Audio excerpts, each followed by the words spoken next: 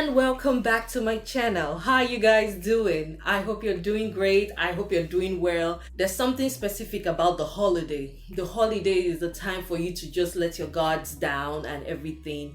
When everybody was learning from home, we know we were actually doing some work with the school too, but now it's holiday. Everybody has dropped their guards down. I understand that right now we are not ready to start teaching anybody multiplication table or teaching them how to read and everything, but some are inevitable, some there's a way around it. So that is what I want to share with you. 7 habits that you can teach your young ones, 7 habits that you can teach your children so they can gear up in life.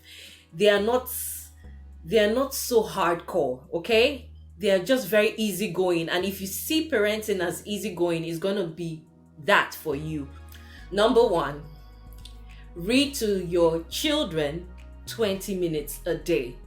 If they are not of the reading age, please read to your children 20 minutes a day, at least 20 minutes, because even if you feel maybe if you have maybe a toddler and you think the thing is not like, what are you wasting your time or not? No, you're not wasting your time. You're increasing the vocabulary in their head. So it's good, it's best you read to your child. But for those people who can actually read, please tell them to read to you 20 minutes a day. 20 minutes they should read out loud to you. So that why it's important for them to read out loud is because you need to hear how they pronounce words, the pronunciations, how they enunciate. Everything should be on point. So if they read out loud to you, no matter what you're doing, you can actually say no. Maybe, for example, the child says provoke instead of provoke. So you can correct the child. That is why it is very important for them to read out loud to you. You don't have to sit next to them, but sitting next to them is best. But if you could be doing anything, like for me, sometimes I'll be working out and my daughter will be reading out loud to me. My son can be reading out loud to me, and I'll correct them if need be. But sometimes she wants to like impress me so much, and she will make sure that she doesn't have any need for correction. So it's important to read out loud to your kids 20 minutes, at least 20 minutes a day. Number 2, this should have been number 1, but number 2, it doesn't matter how the hierarchy, okay? Number 2, make sure you give them chores, no matter how ridiculous that feels or that looks. In a time where people have a lot of nannies around, you just feel everything is being taken care of. Parents in diaspora actually would understand this point I'm saying, because we really don't get help that much. So my dear, you cannot kill yourself. It's best you start teaching your kids how to take care of things in the house. And I would advise that you do it first thing in the morning, because nowadays kids, they will just wake up in the morning and say, "Mommy, please, I want to watch TV. Mommy, please, I want to use my tablet." In my days, watch TV. Are you okay? You don't watch TV till after school. So the times have changed. So even when you say no, don't watch TV, you keep wondering, what can you put in place of the hunger for TV and tablets and all the forms of electronics? So to fill in that space, if you do morning devotions, great. But for little ones who don't want to stay for morning devotion and everything, do it nonetheless. But one thing that I know they would always love to do is applying their fingers on something. This is how their fine motor skills and their gross motor skills develop. So it is best to give them something. It could be as little as arranging the shoes. Let them be aligned. That is something they even do in the Montessori. Arrange the shoes, let them be aligned. Or tell them, arrange the shoes according to colors. These are lessons you're teaching your young ones. So it is best to give them a chore. It could just be wash 2 plates. It could be so ridiculous, but give them something to work on. Let them know that they have a chore. So after that chore, they feel gratified that they did something. Then they can do whatever task next. Or if in your case, if you want to let them to watch TV, watch TV. But in the morning, if you have to watch TV, let it be something very educational. That's my take on that. Number 3, take them out for shopping so that they can be part of the money exchange that you do while you're buying and selling. I know this is very, oh God, parents everywhere will be like, oh, boo boo. Oh, I know, because it's so hard taking your kids. Mommy, buy me this. Mommy, buy me this doll. LOL doll. Please buy me this race car. I want Hot Wheels. I want Barbie. I want Belle. Like, they keep it's endless. But you have to, because of that, I used to keep them and just dash out to shop and come back. But they need to know how money is being exchanged. From there, they're going to learn what a dollar is, what a naira is, what 50 naira is, what $50 is, like that. They know the exchange rate. Okay, if I give 20 and I buy something for 10, so I am getting back 10. So those things, no matter how trivial you think it is for them, they are actually learning, and it's best that they follow you around so that they know the importance of money. I know this generation, I don't know about older generation, but this generation, I don't know, sometimes they always hush them about money. I don't know why, but always teach your kids about money, the importance, the value of money. I know, because when we were younger, they were always giving us money to save in, in a piggy bank and all that. But these days, I don't know. It's hard for, I can't even remember any uncle or relative or friend trying to give my kids money. Like, I can't even remember from the top of my head.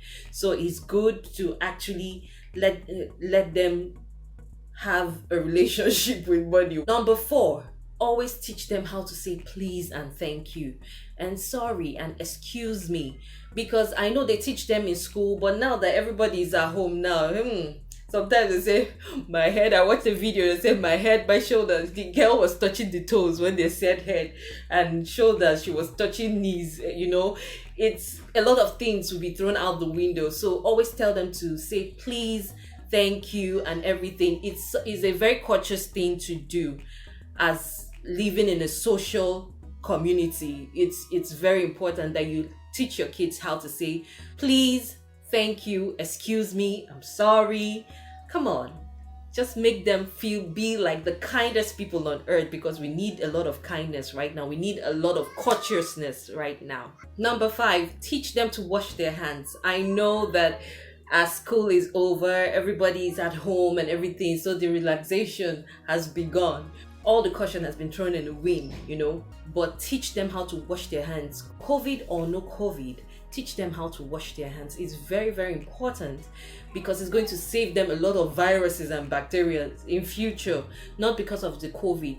Just teach them how to wash their hands. I remember my parents, anytime we come back from church, he tells us straight, just go to the bathroom and wash your hands. And then we didn't understand. Then I was like, why is it that the first thing he tells us to do is wash our hands? But he explained that from touching money, offering, shaking hands of people in church, you have to wash your hands. And it's very true. So teach them how to wash their hands. Let it be their daily habit. Let it not be because there's a virus or there's no virus.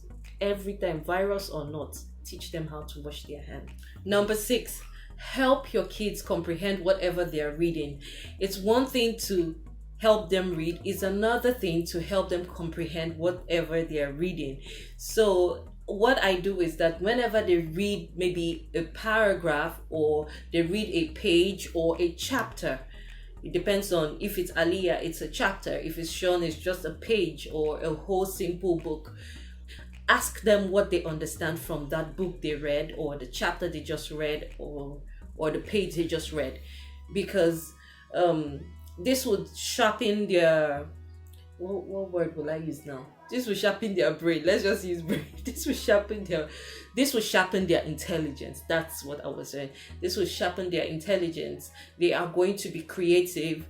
Even if the story is not exactly what they are explaining, but they are trying to give you their own version of the story. So it helps them to have that creative mind to put storylines together and bring up something very creative. So always encourage that they say what they understood from the passages that they read. Okay, you could even do it with Bibles. You could do it with a Bible story. You could do it with a normal book, a story book. Just tell them, what do you comprehend from this story? This is what comprehension is all about. Okay, number 7 and the last one is teach them how to pray. It must not be the well articulated Pharisee and Sadducee how to pray. Father Lord, we have come before you now with open arms and humble hearts.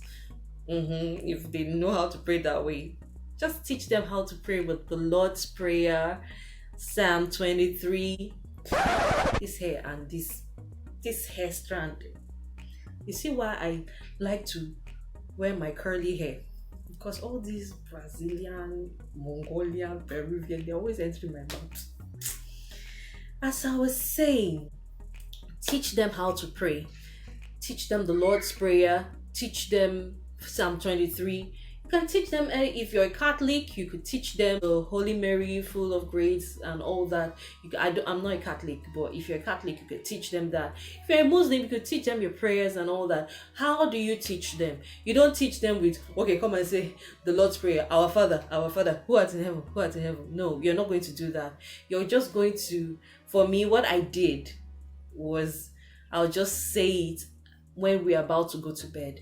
I will just recite it, and they were always eager to recite it with me until they did not even know when they knew how to recite it. It was fascinating because 3 of them were actually saying the prayers. Yes, including little Malachi. He's like, our Dada, whatever, I know your name. It's so joyful to see that they're eager, even when I'm so tired, I'm knackered, and I don't even feel like saying a bedtime story for them. Aliyah just comes, let's say the Lord's Prayer, our Father who art in heaven, and everything. They say it, like confidently say it.